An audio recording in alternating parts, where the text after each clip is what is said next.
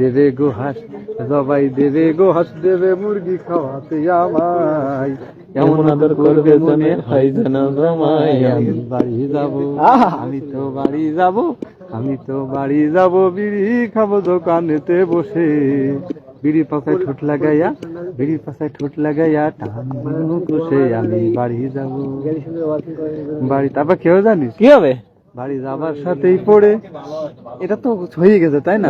আচ্ছা। তারপরে পাঠ হচ্ছে, যদি আমার বাপ দেখি ফেলে তাহলে আমার কপালে কি বিপদ হবে। আহারে, সেই বিপদ হবে রে বন্ধু। বাড়ির থেকে বাহির হলেই হবে বিড়ির ছড়াছড়ি।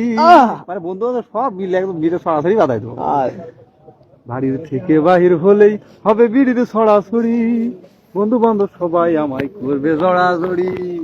ও বাবা যদি দেখে, বুঝছিস? হ্যাঁ বাবা। বাবা যদি দেখে ফেলে তবে বলবে আসো বাড়ি, শেখে দেবো কেমন করে খেতে হবে বিড়ি। আমি বাড়ি যাব, আমি তো বাড়ি যাব, আমি তো বাড়ি যাব, বিড়ি খাবো দোকানেতে বসে।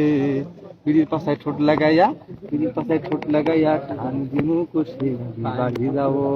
বুঝতে পারছো? বুঝতে পারছি বন্ধু, বুঝতে পারছি। আসলে মনে অনেক আশা, আশাগুলো পূরণ হয় না। যে চাকরি, তাতে মনের আশা পূরণ হয় না। দেখা যাক, ছুটি নাকি হয়েছে শুনছি, রাজি হবে।